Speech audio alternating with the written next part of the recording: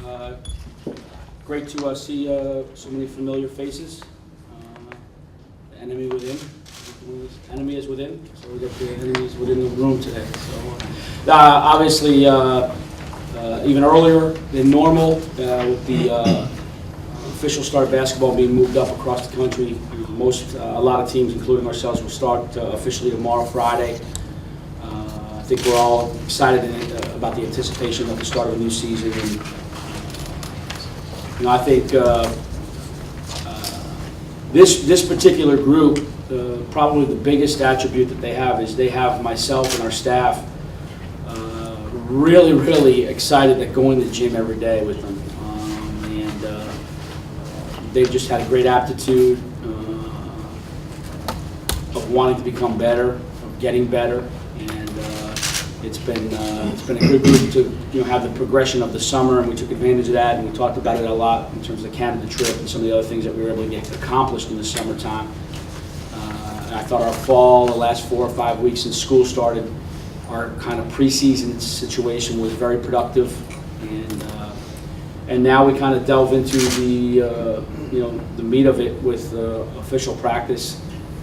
So with this new start date, it's been good for me as a coach because it really forces you to have a little bit better management of your practice situations.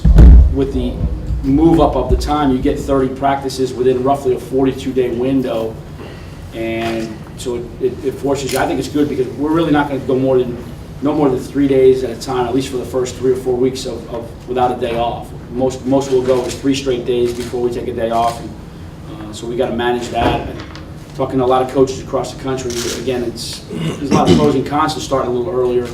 You got to manage bodies because it's a long season. We had a long summer because of the totality of adding in a very valuable Canada trip, but we've got to be able to manage our legs. And with a younger team, which we have, that's a little bit of something, watching, hitting that proverbial wall for some of these guys, because a lot of them it's the first time going through it at the collegiate level.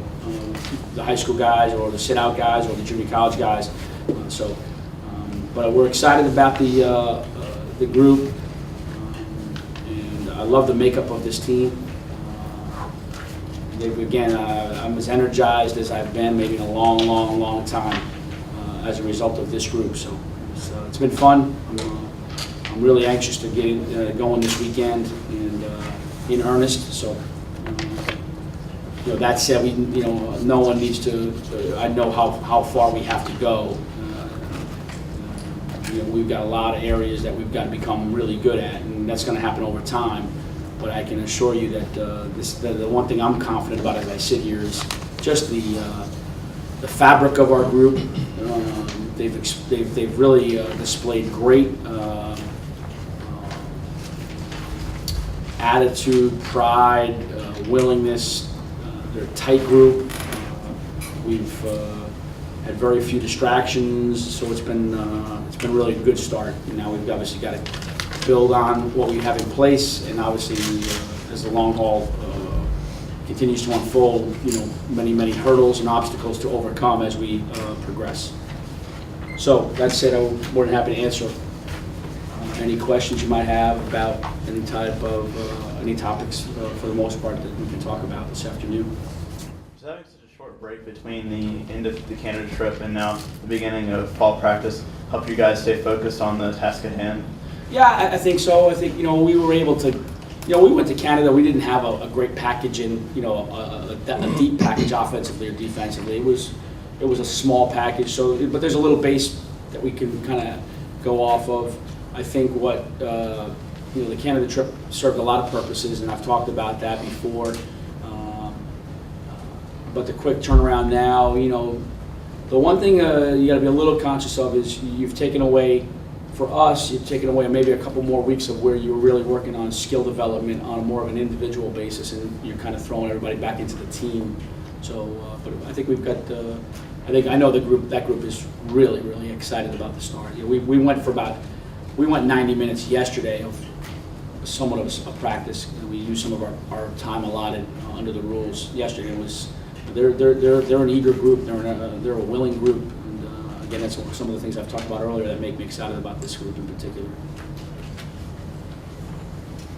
Tom, can you talk about the schedule a little bit, because it's changed the way they've formatted CUSA? Yeah, obviously our schedule, we talked about our schedule when we released it a few weeks ago. I think it's got great level of competitiveness, home, away, non-conference, and obviously in the conference. And the conference will have a change because we are going to travel partners and playing on the Thursdays and Saturdays, which I think is good. I think that'll be something that you'll see continue for the foreseeable future. At least some of the feedback I've gotten from the conference office. And you're home. When you're home for about 10 days. When we are talking to like Pac-12 coach Sean Miller and I talking, because they do that in the Pac-12. When you come on, when you're home for those 2 games, you're really home for about 12 days when you add it up. So there's some built-in things about that, and I think going through it one time this coming year will teach us a lot about what the pros and the cons of it. But I like it. Our non-conference schedule is really good, and we've set ourselves up scheduling-wise, non-conference-wise for the next 2 years with this schedule we have right now. What do you think about Conference USA as a whole, especially with so many different people in it now? Well, I think it's got great depth. It might be deeper than it has been. We're gonna have to hide from the stigma of the national media, local media, of not having the flag-bearing Memphis type program. But I think the depth and quality of this conference may be stronger than it has been. You look at the teams we added, and we've got teams coming off historical highs. Louisiana Tech and Middle coming on, and Charlotte back in the NIT last year. Old Dominion's got great history there. With the coaching change there, and then we'll add Western in the year. North Texas is good. So I think we've got great depth in the league. I've seen enough tape on some of the new teams based off of last year to get a better feel for style of play and personnel. I just think it's going to be a win. But not having coached against some of those, a little bit of the unknown. I think it's deeper than it has been from top to bottom. You were talking about the style. Do you feel that, from what you've seen, that the overall style of play might have changed from what you've seen in the past? I'm not necessarily sure about that.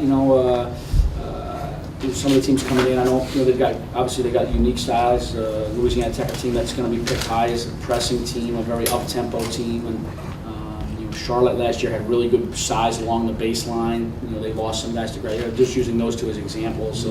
I don't think it'll be. We got so many different styles in our league. You know what I mean? And, game in and game out. So you're going to see a lot of different types of style of play. I don't think there's anyone causes or brings anything totally new to the table. But obviously, I think we bring in really good coaches and really good programs. And where do you think the makeup of your lineup kind of fits in among all of them? I don't know. Steve, you didn't give me the lineup. I don't have the lineup that Derek has for us. Well, I mean, just from your roster. Our personnel. Yeah. I think our personnel fits the style that I want to play this year, which is different than we've played our first 3 years. I'm really confident that it's conducive to having success in this league. I think we've got great pieces. I really like our roster. Our skill level, our talent level, and I've talked about that with you guys all through the off season. And we definitely feel as though we're a team that's obviously got a chance to compete at a high level in this league. Coach, 9 out of 14 new faces on your roster this year. How much does that allow this team to come in and start a fresh presence of going into much of a new look conference as well, and really starting and building this program from that point? Yeah, obviously we're going to continue to build the program. I'm proud to be the coach that took this program to the only NIT appearance in the last 24 years. Now, albeit 2 years ago, so it's not what have you done for me lately, Tom Herrion. I get all that, but we're going to continue to build this program. We have a lot of change. I think change. We all just equate it to my roster. Well, I think we're going to have a change in the way we play. The arena looks different, right? That's changed. So change isn't always a bad thing, and I'm really excited. Sometimes you make decisions, good, bad, or indifferent. Tough and easy decisions that were made by me and some other people that helped lead to why we have a new look on our program. But we haven't blinked or flinched. I love the group that we have, and I think our personnel is really, really good. We're past. Chris Thomas got here to start classes, but everybody else was here. So that acclimation process for the majority of this group, and obviously having a AAA candidate was a huge benefit in that regard. And having so many players, as you talked about a few weeks ago, only 2 guys on that roster that only are really set in one position or the other, and that's with Canty and Hughes. How much does that allow you to change the game plan week after week, depending on which team you're going into, and really be able to attack however you want to attack. There's no doubt that that's something that's advantageous to us as a staff and to me. It gives us, challenges us to be even more prepared, resourceful, creative, because you can move guys around, you can play different ways, and I think you'll see that as the season unfolds. You know, we obviously, like I said, we've got a long, long way to go, and no one knows that more than I. But we're excited about the process that lies ahead. What differences in style will you have besides the fact you're going to have a lot of interlocking parts? I think what you'll see most is our level of extended aggressiveness defensively. We've been more of a team that's played you purely in the half court defensively. I think you'll see both in makes and misses defensively. Our ball pressure, our point of pickup will be much higher. We're going to truly allow a little bit more of our pressure defense to create better offense for us. And that said, it's going to cause us to have to play more guys because of the style of play. I think our guys got a taste of that this summer as we introduced some of the package to them. They understood that a high premium of conditioning and depth is really going to be something very paramount for this group. Through that Canada trip, especially now that you were able to finally see some of the new pieces actually go up against somebody else, how fun was that to kind of watch the guys like Kareem and guys like Ryan just really be able to kind of flourish? Yeah, I mean, it was such a valuable thing on a personnel level, a team bonding level, and like you mentioned, the sit-out guys, Gord, Canty, and Taylor. Taylor obviously had the opportunity to practice with us, so we had familiarity, and obviously we all know Kareem's situation and Ryan's situation as well. Just getting rust off them and watching them, kind of get back in the game rhythm. It didn't matter who we played or where we played them. It was referees, and whether it was 2 or 200 people in the stands, it was just game experience. And that also goes for guys like Tamron, who's the evolution of him continues to go. And then Vinci as a redshirt sophomore, who is finally healthier than he ever has been, probably since the end of his true freshman year. We didn't have the opportunity to play Sene in the games, but he was on the trip and he was in practice the whole time. So he go on and on. Cambola, a lot of guys progress. So I think it was good to see to see them go out and be productive. And each, like I said, coming off that trip, each guy had their moments on that tour.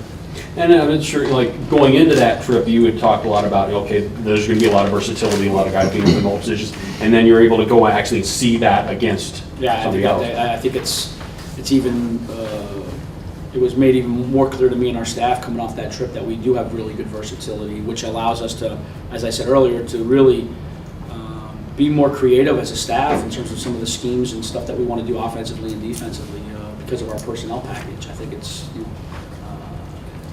that's good. It's when you go in the office, and for us, when we go in the office in staff meetings, it's these last 3, 4, 5 weeks have been really because we've talked about some things that we haven't done here.